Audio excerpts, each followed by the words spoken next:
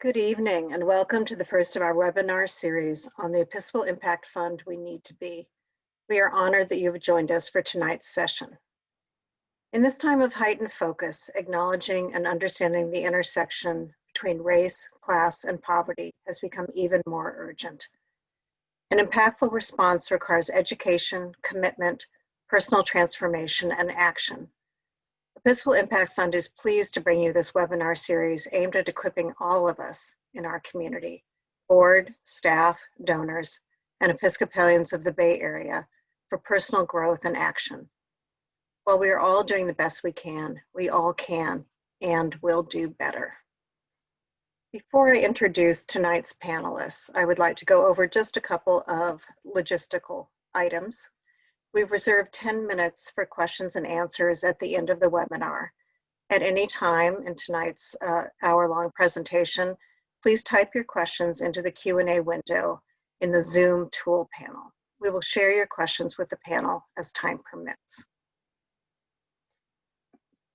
Tonight's panel is led by Robert Greene, who is the CEO and principal of Cedar and Burwell Strategic Consulting. Prior to joining Cedar and Burwell, Robert served as a teacher and administrator in educational organizations, a department leader for nonprofit organizations, a trustee and director for nonprofit and social entrepreneurship agencies, and a consultant to corporate and civic enterprises. Robert's client-facing work has typically focused on organizational development, culture change, diversity and inclusion planning, and strategy, cultural competency, and systemic integration of DEI frameworks across all facets of organizations. Midwest by birth, Southern by heritage, East Coast by education, and West Coast by adaptation, Robert currently resides in San Francisco with his wife, a nationally renowned educator, and their 2 sons. He earned undergraduate and graduate degrees from Brown and Harvard, respectively, and has served on the Board of Advisors for Sponsors for Educational Opportunity Scholars in San Francisco, the Board of the Bay Area Discovery Museum, the Board of Directors of One Purpose Charter School, and is civically engaged throughout the Bay Area. The Reverend Lindy Bunch is the priest in charge of Trinity St. Peter's Episcopal Church in San Francisco and a member of the Episcopal Impact Fund Board, where she chairs the Advancement Committee. Prior to being called to Trinity St. Peter's, Lindy served as the Associate Rector of St. Mark's Episcopal Church in Palo Alto.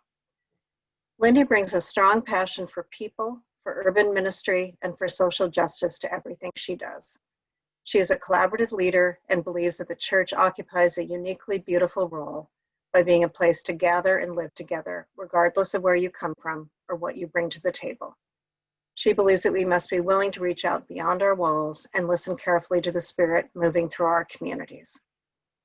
Lindy is a graduate of Wofford College in Spartanburg, South Carolina, and received her theological training from Wesley Theological Seminary in Washington, D.C. Erin Mullen is the Director of Inclusion and Student Life at the Cathedral School for Boys in San Francisco and a member of the Episcopal Impact Fund Board, where he serves on the Advancement Committee. In his role at the Cathedral School, Erin's responsibilities include identifying best practices and developing policies that focus on diversity, equity, and inclusion. He assists the head of school and division heads by actively seeking new and improved ways to retain, support, and recruit a diverse faculty and staff. Erin is also a member and former co-chair of People of Color in Independent Schools. He has presented, lectured, and led workshops on many subjects, including multicultural curricula building, identity and gender norms, and equity and inclusion. Erin is a graduate of San Francisco State University and has a master's degree from Concordia University. He lives in Oakland. So thank you to all of our panelists, and thank you to everyone in the audience tonight. I would like to now turn the evening over to Robert and our panelists. Thank you.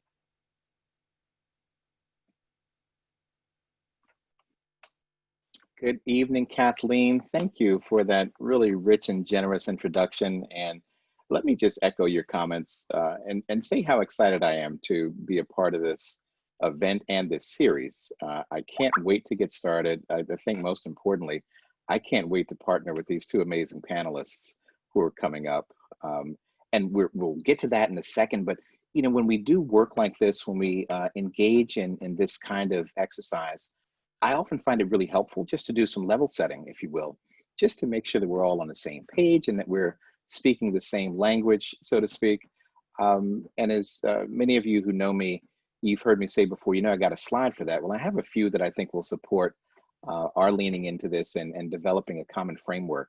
And so if it's all right, Kathleen, I'd love to share these because I think it'll help us get started and just give everybody a bit of a shared connection through what we mean by terminology and some of these paradigms and frames that we're going to dive into to help us all be the Episcopal Impact Fund that we need to be.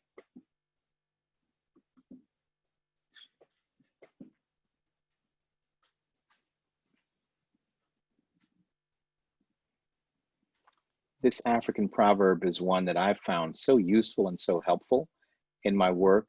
And I think in the work of anybody who's civically engaged. Obviously, if we were just by ourselves, we can do things pretty fast. We can make easy decisions. But if we want to do some things that have a lasting impact and that can transcend the limits of our own perspective, that we actually have to go together to go far. And that's what we're going to do tonight. We're talking a lot about cultural competency, about how to be a great partner and supporter for EIF. And I think it's going to help just to make sure that we're thinking and talking about the same things as we dig into how do we leverage DEI technologies, if you will, diversity, equity, and inclusion. And let me be a little more specific about what some of these terms mean. Diversity references the differences that exist in a community, and these are myriad dimensions. And as my grandparents used to say, sometimes I can show you better than I can tell you. Well, I have a graphic that I think will illustrate this more. But diversity is about differences. Inclusion is actually about the experiences that we have within the context of these differences. And it's a qualitative shift, but in some ways, it's equally important because inclusion, our ability to feel connected and affirmed, is really the key to unlocking the power that diversity can produce. And when we talk about these dimensions of diversity, I told you we had a slide for that. We really mean these 15 different dimensions. We all have identity in all 15 of these, but it doesn't necessarily mean that each of us has spent the same amount of time being reflective, really exploring what these facets of cultural identity have meant to us and how they shaped our perspective and influence the way that we move through the world. But each of us has these. And when we talk about diversity, I really want to socialize a broad construct of this because it is more than race, it's more than class, it's more than region. We're all of these things. And it's important for us to continue to think about diversity in broad ways because in many ways it is one of the biggest gifts that we can have, being part of a pretty beautiful Bay Area community here. Cultural competency, it's a whole different concept. When we think about how do we build inclusive and equitable systems and cultures, when we think about being the Episcopal Impact Fund that we need to be, it's going to be more a function of our skill, quite honestly, than even our value. And cultural competency is that skill set that allows us to build and facilitate experiences of inclusion. And I'll give a little more definition to this in just a second. And this big concept of equity, I often think of this as inclusion in a systematized way. Inclusion on steroids, if you will.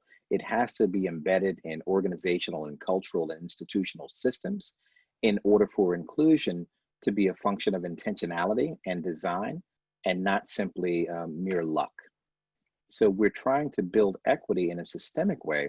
That's going to be a result of understanding diversity, creating a culture of inclusion, and applying these cultural competency skills. A little more flavor on cultural competency. Really talking about the application of these skills that's driving particular outcomes.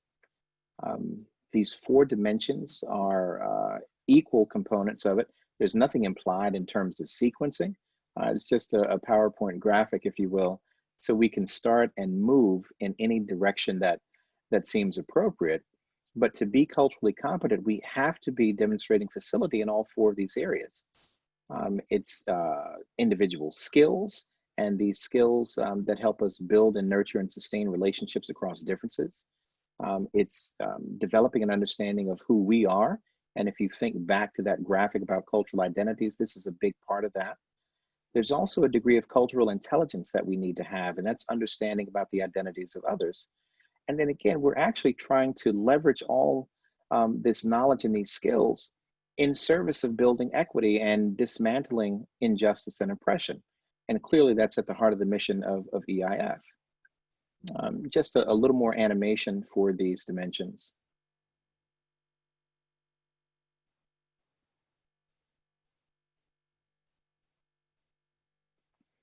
One of the things I also want to call our attention to when we say skills, it's a really comprehensive engagement. Now, by the way, this is not an exhaustive list by any means, but what this does allow us to do is think about how these things might be translated into action.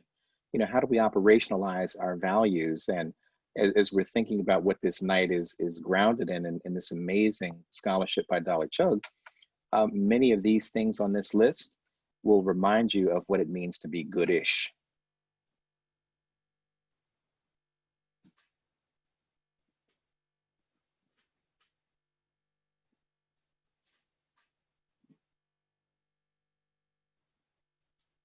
A couple of other terms that are relevant that we tend to hear a lot, but many times aren't so specifically defined. Bias,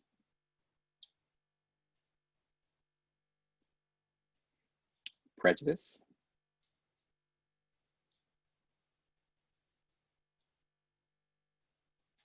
discrimination.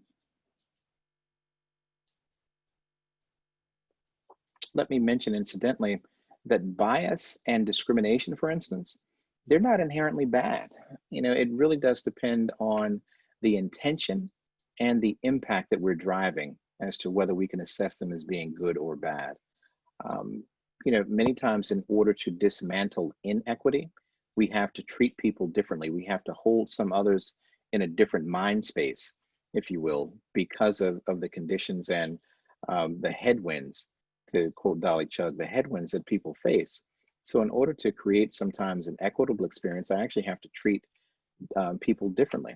And so that doesn't mean that discrimination is bad because we're trying to drive an equitable result. When we're trying to marginalize, that is a poor example or a poor use of discriminatory behavior.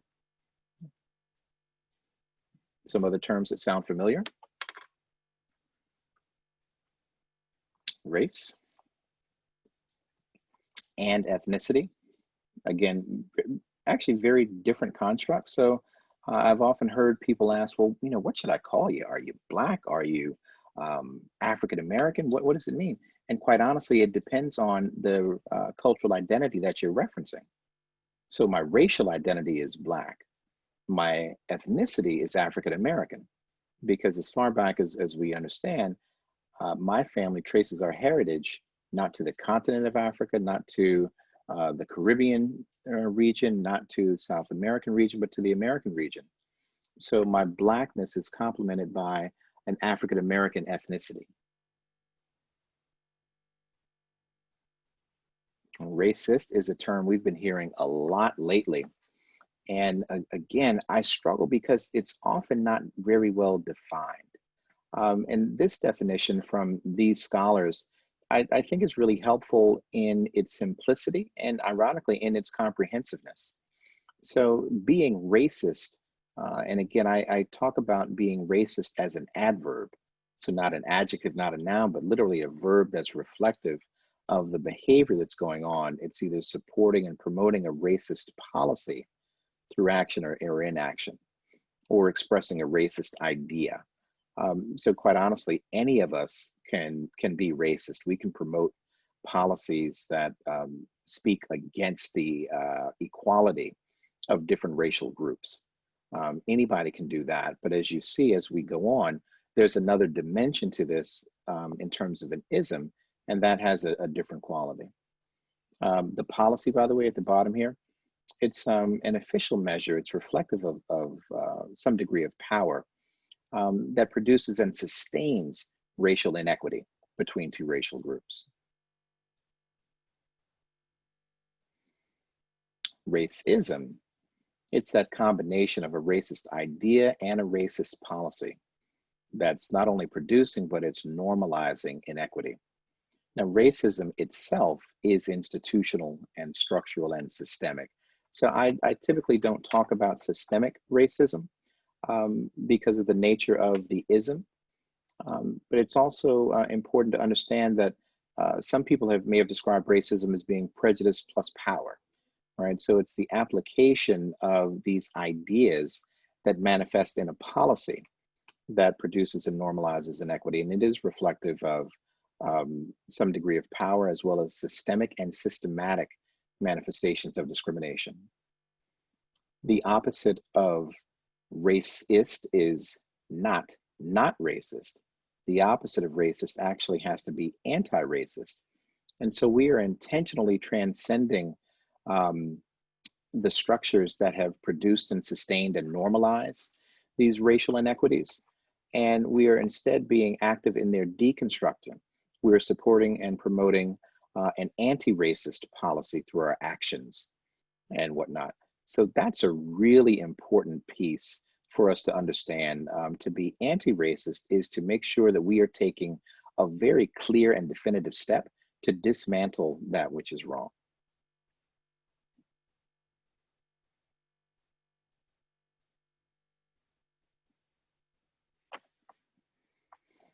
I love this quote by one of America's greatest thinkers, because I think it helps us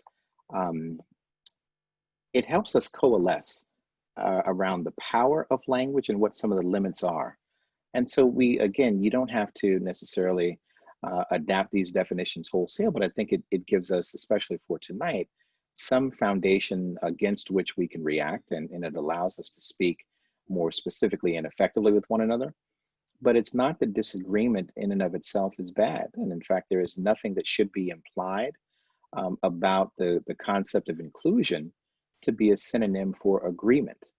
And Baldwin says beautifully that we actually can disagree, but there are limits to it.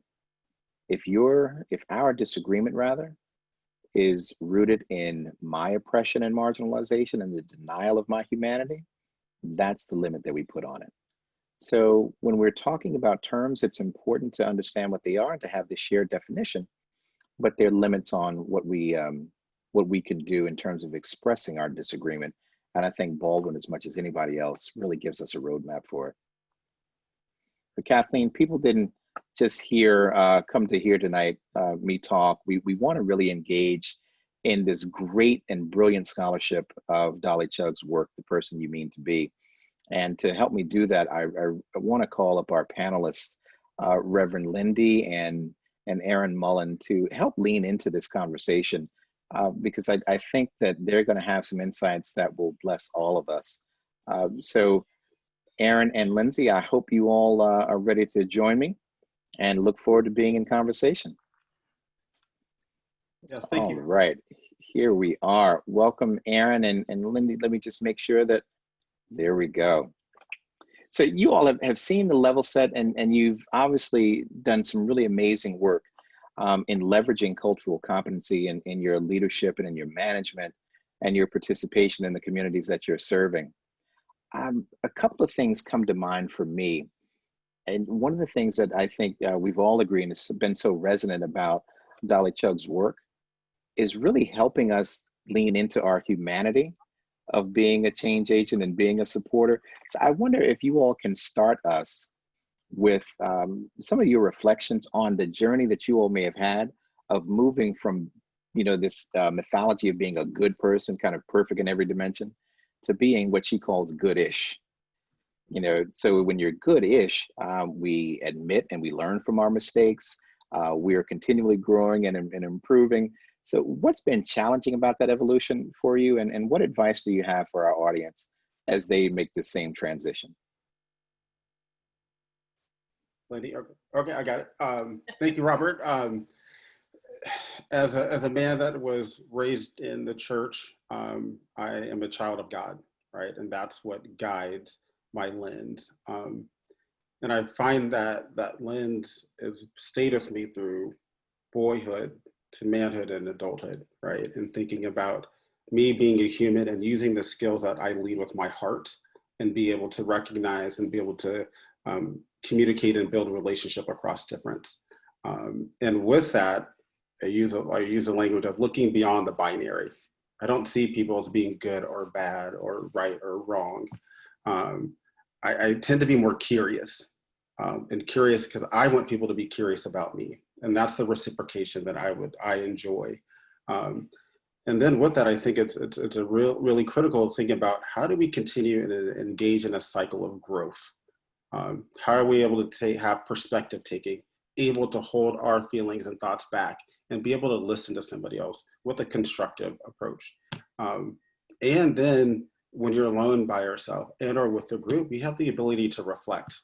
What am I hearing? What am I experiencing? How am I taking in the environment that surrounds me? And I feel like using those type of approaches and those points of growth, perspective taking, and reflection have been really helpful for me. And that allows me to step outside what my experiences were, my scars and my pain that I've had throughout my childhood. I'm able to have that as part of my feelings and being, but that's not guiding every part of my conversation when I'm connecting with others. And so that's kind of, that's how I've been able to approach and be more open and seeing the humanity in others. Mm-hmm. Aaron, thank you. I would Linda, agree. can you speak in the same? Yeah, I say same. I agree. Yeah, I mean, not to get too Lutheran on us, but I have found that there is actually great freedom for me in really holding and being honest about my own sinfulness and the ways that I fall short.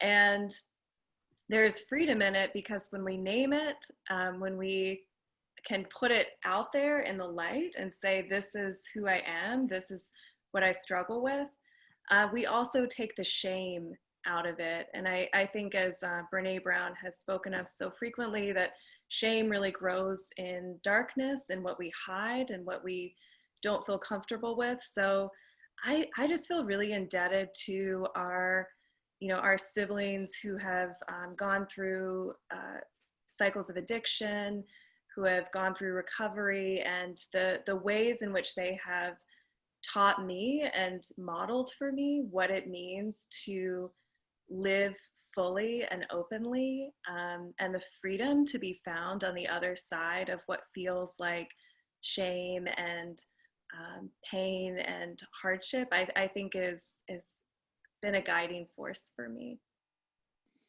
I love that answer because so much of what you're saying is resonant. And I think about part of what Chug mentioned in the text about the paralyzing nature of shame.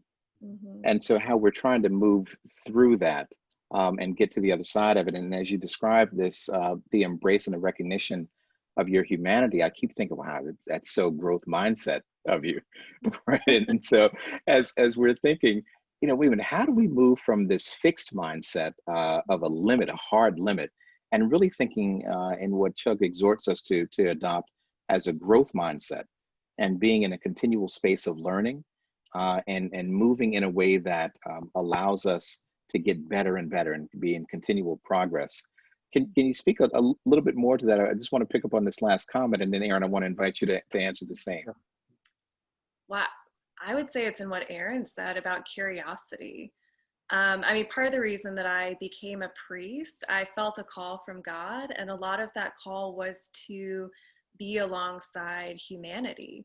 And, in reality, I think we get trained a lot as priests in how to do the liturgy, how to administer the sacraments, but far more of my time is spent alongside God's people and listening and learning and being challenged. And,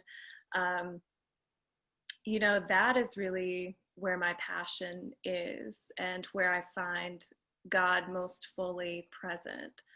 And so to maintain the curiosity and the wonder at God's creation, I think is crucial to having that. And You know, in my mind, it's maybe, I guess I'm biased, but it's a better way to live. I mean, I feel like my life is more full, my life is more joyful when I can practice wonder and curiosity.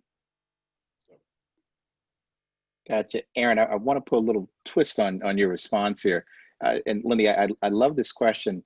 Aaron, I'm hoping that you can speak in an additional dimension about how this growth mindset is also manifesting in your leadership, right? Because this notion of how do we recognize the humanity in people, often those who are different from us, how can we use this skill of a growth mindset and be better leaders and managers and participants in diverse communities? So if you can speak to that dimension a little bit. I would say like how I orientate myself with that is the acknowledgement that I have personal power. And that was a difficult journey to get to that point of saying, I have the ability to do things that I didn't feel that I had the capacity to before. Limiting, Aaron, you can't do this, or are you sure you want to do this? People that look like you don't do this, and all these limitations due to the societal structures that I interface with. And getting to that point of breaking through that ceiling, or whatever metaphor you want to use, has been really transformative for me. And so the things that how I adopt is just like, I have power. I do have the ability to think expansively about things that I've not been taught, that aren't reflected in my community, that aren't reflected all the time in the workplace, that are not reflected in the media. And I think the ability what Lindy said, it touches my heart, is just like letting go of that burden, that shame of feeling that I have to get it all right at that particular moment. And if I don't get it right, that there's something wrong with me. No, there isn't. I'm human. God made mistakes, right? And just sculpting in that language and that perspective has really made me settled and just being able to take things on at my level and at my pace. And I don't know if that answers your question, but I really think that idea of personal power is essential to be able to have this growth mindset and not to feeling like I have to get this right every time. I love this this answer that you gave, and I want to stay there for a second. Chuck talks about one of the things that we should think about doing to become a builder as opposed to a believer, and she describes it as using our ordinary privilege. And so when you talk about this notion of your personal power, I'm curious about how you also think about some of the privilege that you may have in different communities, and how you try to step into those moments with courage and with real power, but to drive change when, sometimes in those systems there is inequity, or there are people who are feeling marginalized. If you can share that in either your personal work or your work outside Cathedral.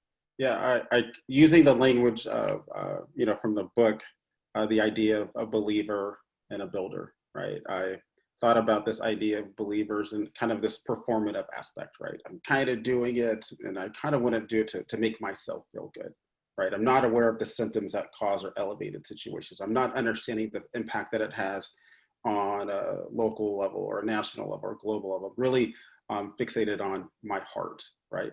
I think that's a starting place, right? But what I've adopted through my personal power of the idea of building is being a disruptor, right? And I'm trying to disrupt the system of white supremacy at a place where I feel that I'm growing and learning. And I've started to use that language of being a disruptor. So then I'm able to speak and connect with folks that might not have the same identity as me, right? And using that type of language, I feel, is much more accessible than saying we have to dismantle everything, right? And it has to be done now, or you need to understand every racist policy from the 1600s to now. Like, that's an overwhelming sensation. And yet I do feel the language of disrupting that, and that could take place in your personal life, of recognizing things that are going on with your friends and language that might be used, or at the dinner table with the family, or even on Facebook when people go and stuff. Like, there's different levels that you can disrupt things and disrupt this system that reflects oppression And so that's how I operated, and I've just transformed from being a believer to a disruptor. I love this notion of disrupting. And Lindy, I mean, we talked earlier, that's in your DNA, this notion of disrupting. So tell us a little bit more about how you're using some of your ordinary privilege, if you will, to move into spaces where you can be a disruptor. And, how does that manifest in both your spiritual leadership and then in some of your community engagement, whether it's on the board of EIF or in other places? Absolutely. And please, if I forget any one of those pieces, you just jump in and remind me to speak to one of them. So when I was reading the book, it actually blew my mind at a part, because I believe she was talking about Christopher in the part about ordinary privilege, where he was encouraging his white friends to be the ones to talk to this white mother who needed to, there was some Facebook, I think, posting that wasn't appropriate. And the example that he used was from the movie A Time to Kill. And it just brought me back to, it was probably 7 years ago when I was in seminary, and we took a trip to Riverbend High Security Penitentiary. And there was a group there that was working on basically different forms of education. They had self-organized with the help of a Methodist chaplain. And long story short, we were all sitting together in this room, myself and all of these men and the people in our group. And they wanted all of us to share. And part of what I shared was that as a white person and someone from the South, I was so conscious of the ways in which my history, my family, my ancestors had done significant and real harm in our country. And that I wanted to be different, and I didn't know how, I didn't know what my part was to play. And this guy ran up to me afterwards as all of the wardens are ushering people out. His name is J Baby, and he said, "Have you seen A Time to Kill?" And I said, "No, I haven't. What is it about it?" And he said, he called that lawyer the white lawyer because he said, "You know how they think. You can help me because you know how they think." And I've talked about that moment in sermons, in essays since, and it was a huge gift to me in that time to see what I was instead seeing as a burden or something to be rid of as actually the path that would help me to move forward in a just way, in a different way, that my ancestors weren't people that I needed to be rid of, that they were actually the ones who could surround me in prayer as I worked to be a healing force in a world that they had broken so deeply. And so that has been hugely transformative for me as a leader, just as a person. There were a lot of other pieces to that question. Help me out. What were the other areas? No, not surprising. You stepped all through it brilliantly. And I think it's this amazing example of, the transformation of shame, if you will, right? In this racial identity. And you're thinking, well, I actually have some privilege in my racial identity, and I can use it in service in a very different way. And so it's again, I think part of the way that we transform from, being falling short of being good, and we move into this goodish role that helps us elevate closer to the person we mean to be. And as we aggregate these perspectives into the Episcopal Impact Fund that we need to be in working through this. What you were saying reminds me of another question, and I'd love for both of you to lean into this. Aaron, if you can start us off. How have you been intentional in seeking out perspectives that are other than your own? Because I often talk about the limits of our own perspective, and if we're going to be culturally competent, if we're going to be disruptors, somehow we need understanding that is beyond what we have. So how have you been intentional in seeking out those perspectives, and what advice do you have for us who are continuing to try to grow and get better and doing the same? Yeah, I mean, I would say if you worked with me or you work with me, that word perspective is on the tip of my tongue all day, every day, right? And that's something that I teach middle school, or I taught middle school for a while. And one of the things I did is I created a class called Perspectives and a club called Perspectives. And anybody is on the call remembers the Freedom Summer from the 60s. And I utilized that curriculum to help frame how I want that classroom to be set, where there's a lack of dimension of power, regardless of the adult and the child. And I feel like the minimizing of power, whether it's by age, by race, class, whatever diversity dimension, I think when those are lowered, that allows so much more access. And it allows people to be free and to be vulnerable, and to experience that sense of bravery. And I see when folks feel that there's not power, judgment associated with what they're going to say or how they're going to say it, that perspective taking that Brene Brown uses, I mean, is allowed to be in full effect. And so that's how I see it at play. And then again, as I said before, as me, and I keep repeating this, as a child of God, like I have to be able to connect across difference. And that's what my dad would always say this: what is your payment on earth, Aaron? I'm like, what do you mean? I'm 7. Like, I don't know what that means. He's like, your payment on earth is to treat people the way you would always want to be treated. Not some of the time, but all of the time. And so that's kind of baked in my bones and my DNA, is just really, really valuing connection and not being fearful if I'm not going to be accepted in the way that I wanted to, because I don't know what's going on in somebody's life.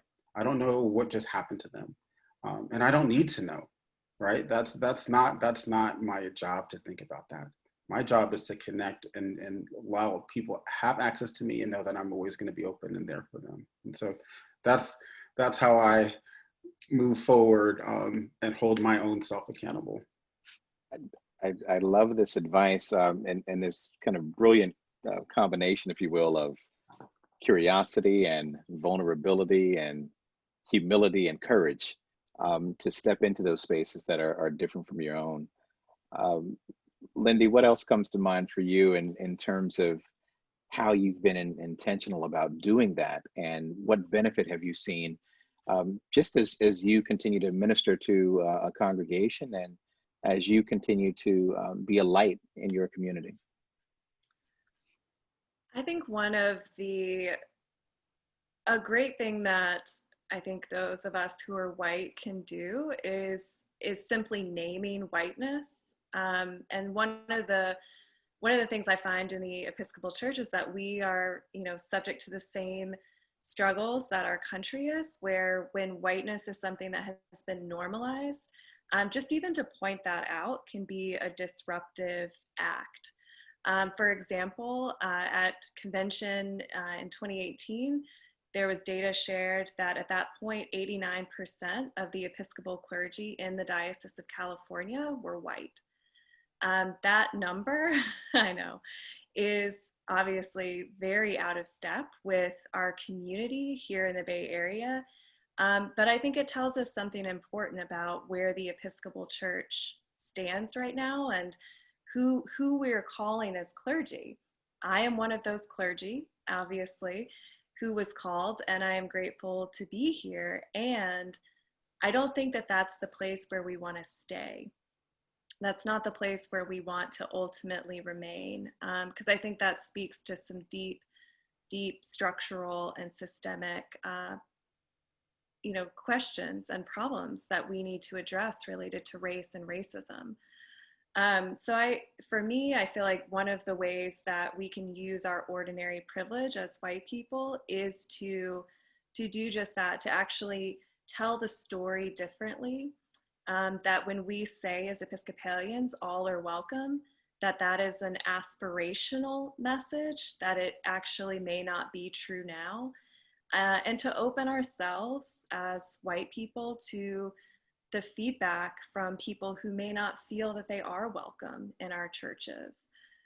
So just to take that step back, to actually try to see what is before us, I think is one of the great tasks of disruption for those of us who are white. I think it's such a rich point. 89% seems hard to do in California, right? Oh, we could talk a But lot more about that. yeah, Yep. we can maybe another time. That'll But be the next time, yeah. I love the concept of you stepping into naming that dynamic, Mhm. right? And so being intentional to recognize what the reality is and say, this doesn't necessarily prepare me to deal with the world that I see outside. 89% white clergy is not reflective of the communities in which we're residing. So it's incumbent upon me to keep going out and challenging myself and finding differences in perspective. I love this notion of calling in other voices to define a reality according to their perspective and not simply ours. Yeah, and if I might add on just a little bit to that, one of the things that we've done recently, since there's a group of us that have gathered to reimagine Fresher Start, which is the program that all clergy either taking a new call within the diocese or moving into the diocese have to do. And we wanted to weave anti-racism throughout it. So it's not just discussion, but it's really the ethos that guides us. And we realized at a point that all of the group that were working on this, we were all white people, mostly women and non-binary folks. And so we actually looked at ourselves and said, we need to disrupt ourselves right now. And so we brought in a consultant, a Black woman who specializes in this kind of work. And so obviously we are paying her and she is asking us questions, and she is challenging us when we need to be challenged. And it's been such a gift to us to have somebody in there who's willing to, to really challenge us and make us think. Yeah. But I will say, without a doubt, the curriculum that we've come up with, the educational product is so much better for having been disrupted. Absolutely. Sounds like she brought a little bit of heat. Oh yeah. Right. To the experience. So, it's this concept, as you both have mentioned, this concept of being disruptive. I keep thinking of the juxtaposition that Chug makes in the book about bringing heat, kind of direct and sometimes controversial and maybe more pointed engagement versus bringing light, which might be a little more subtle, could be a little more collaborative, or the intensity is turned down a little bit. So I would love for both of you to speak to, how do you choose to either bring heat or bring light to your intentionality around disruption, right? We need to know. I mean, it's like the $60,000 question here. How do you make these operational choices in your leadership? I think even before that, I think it's one of acknowledging your identity, like understanding who you are. Because if you engage in a conversation, enter a room, and you're not aware of that, there's so much harm that can be done. And so before even thinking about stepping forward, it's like, know who you are, what you're saying, and the impact that it could potentially have. And I feel like that's a strong starting point, like just listening down, who am I, right? What do people see of me? And being okay with that, right? Because I always think about this idea as like, denial is much easier than admission or confession, right? Yeah, it's easy to deny, but everybody else is aware, right? And so to me, that's a starting point, right? And then even for my personality style, I'm adopted, right? I'm transracially adopted, and that's part of my core identity. And so this idea of feeling accepted, and we're talking about identity dimension, that's also part of my personality, of wanting to always people to keep me around. And so that's how I'm not one of those that comes with a fist, because I might get rejected, and that triggers things. And I think a lot of us have different triggers based on levels of our identity. And so I think that's why it's important to know who you are before you start acting reckless or behaving badly as such. But I think that's a strong starting place. And I could go on for the next 90 minutes, but I would want to just leave that piece of like, who are you, right? And how do you see yourself? What are your lived experiences? And how do those show up? I'll let the other part to you, Lindy. You can answer the other. You took that was a hard part, I thought. I would say to just keep going on that same thread, that the next piece I would add is to be aware of what you need from a situation. I think the author spent some time talking about savior complex, about sympathy versus empathy. And I think that there are so many ways in which even our best intentions can get away from us. I think there's a reason that one of the most warned about sins in the Bible is actually idolatry. I think as a modern church, we've focused quite a lot on sex and how to regulate that with people. But the Bible is far more concerned about money and idolatry. And I would describe idolatry as being anything that takes our focus away from God, anything that takes our worship, our time away from God. So much more than just a golden calf in the wilderness. I mean, this could be almost anything.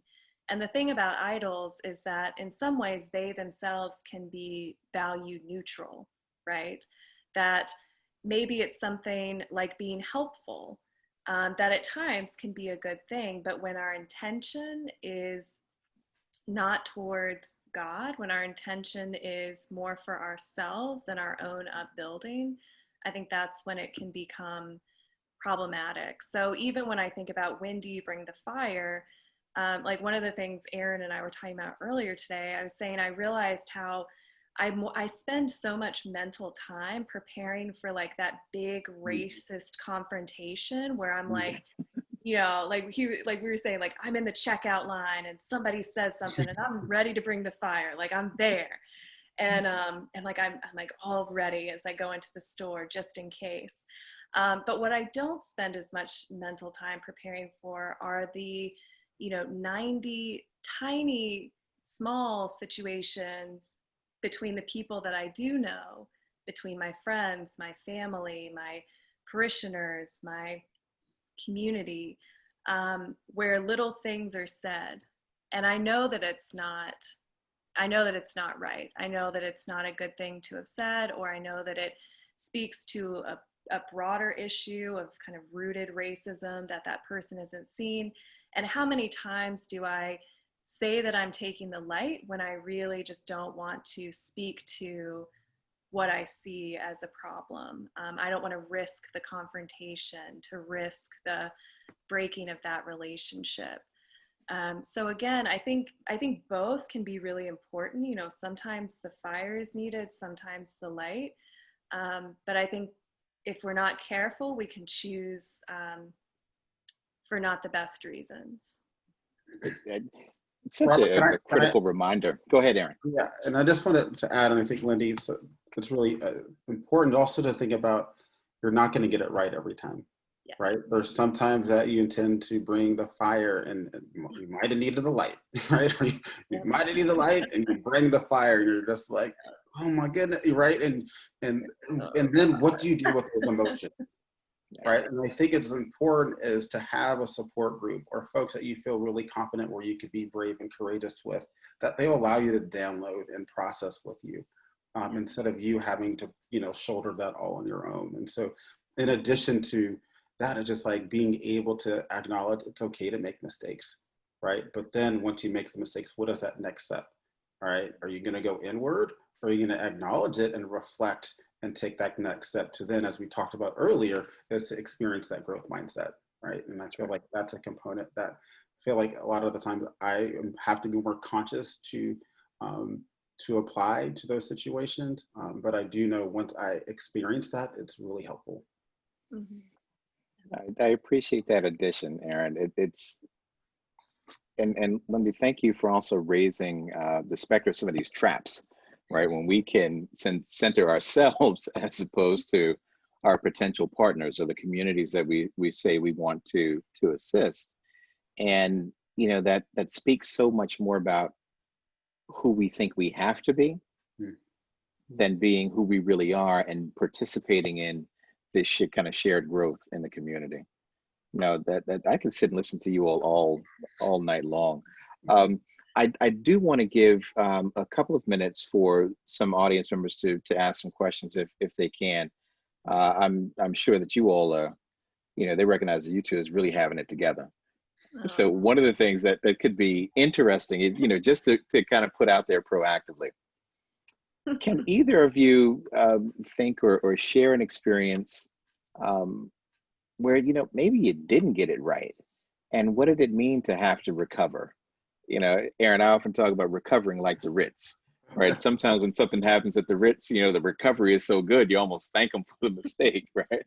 But what's an instance where it didn't go well in your leadership and you had to recover? And how did you step into that with humility and grace and the confidence to come back and stay goodish and not, be wrenching yourself because you just weren't good? Yeah, I feel like I do this every week, right? This is a constant part of just being. I do, for example, working at an all boys school and working with most of the teachers that are all male. Most of them are cisgender as well.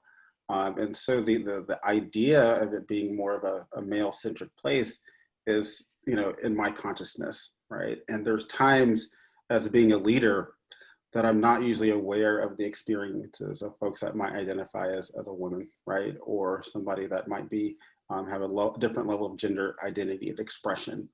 And I had one time a teacher called me out and asked, how come this diversity dimension was not reflected in a presentation?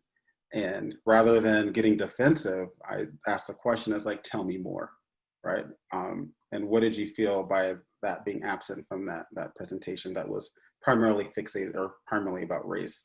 And even though that was the intention of the presentation, I wanted to hear that person's voice. And that was critical for my learning and growth and thinking about how then can I also share this is what's on the horizon and next to calm people down, and also acknowledge that and say, yes, there's other things at play, but for today, this is what this discussion is focused on. And so I use that as an opportunity to add to my leadership skills instead of being defensive and saying, what are you talking about? Or this is what I meant to do. It's like, no, being more mindful of not my intended purpose, but the impact that it had. It's a brilliant example. Thank you for being so candid and vulnerable. And I think back to some of those skills that we named earlier. And one of the most important is to manage both our intent and our impact. Yep. And when you try to get people focused only on your intention, we end up rendering them invisible. Right. And we're saying that, our comfort and our centeredness matters more than yours. So thank you. It's a terrific example. And I hope we can all continue to lean into that. Any missteps, Lindy? None. I think like Aaron said, I mean, if you're not, in some ways, I feel like if I'm not having some missteps, I'm not pushing myself as hard as I could go. And it might mean that I'm not in relationship with the people who are different from me, right? Like it's easy to feel like I'm not having missteps when most of my social circle are white people with similar backgrounds to me. So in some ways I take the signs of mistakes, like it means that it often means when you have that growth mindset that you are on a good path, actually. And I thought back to the when I first encountered anti-racism just as a topic. I had just never heard of it. I went to public school in South Carolina, which were very diverse, but also very highly segregated according to like college track versus tech track, as they called it. And I actually ended up I went to a barbecue because I just wanted to make friends. I was a freshman in college and didn't know anybody. And I ended up raising my hand because I thought that they were asking a different question, and ended up in charge of this anti-racism group on campus. And I was completely mortified because I knew nothing. And I was pretty sure that I was the racist that they were talking about in all their meetings. And I was just, but I was I didn't want to lose face because I wanted them to like me so much.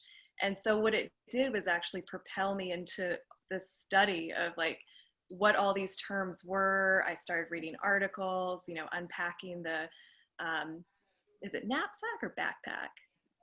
Knapsack. Yeah.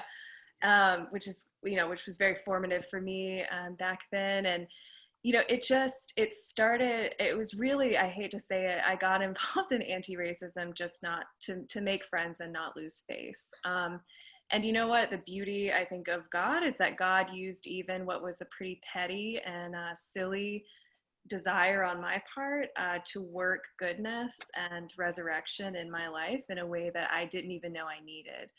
Because it was ultimately, I needed that transformation. I needed that time and those people and that grace that they offered me time and time again. So I think back to one of my big mistakes turned out to be my greatest place of resurrection. Absolutely, right? What's the expression? You know, humans plan and God laughs. You know, well, I mean, he's certainly used both of you all as amazing instruments of supporting community and being great examples of the power of cultural competency and humility and this skill set of just giving yourself the room to be goodish and not good, and to realize that, you know, building is an iterative journey. And so we thank you so much for this. Like I said, I can talk with you all night, but I want to make sure we're respecting, you know, folks' time and you know, ironically, the conversation doesn't have to end for the audience. You know, it's this amazing text from Dolly Chugg. Obviously, two amazing panelists, and if you took notes, if you have a memory, I know there are a lot of gems that were dropped tonight. So please continue thinking about this and how we can prepare ourselves to be the best supporters for the Episcopal Impact Fund that we can. Kathleen, I hate to bring this portion to a close, but I just want to make sure that we have the opportunity for you to say some closing words and just to make sure that folks know, you know, we respect their time and it's valuable as well. But let me end where we began. And Lindy and Aaron, just, you know, thank you. No other place I would have rather been tonight. So look forward to the next time. And thank you, Robert. Thank you, Robert. Thank you, Lindy, as well. Thanks, Aaron. Let me add my thanks to the three of you, Robert, Aaron, Lindy. That was a really wonderful discussion and presentation, and I know it's given me a lot to think about. I appreciate it very much. I'd also like to tell everyone that we've recorded this webinar, so we will share it on our website at episcopalimpact.org. You can also find out more about our work addressing the root causes of poverty in the Bay Area if you go on our website. As everyone knows, we have 2 more sessions. The next session will be on November 12th at 7 p.m., 7 to 8, and the topic will be addressing poverty through the intersectionality of race and class. The third and final section is where do we go from here? That will be our call to action. What do we do next? And that's Thursday, December 3rd, also at 7 p.m. You don't need to register again. The link that you received will work for both of those as well. So again, thank you so much for being with us tonight. I hope that it has been a meaningful and a provocative experience for you. Good night.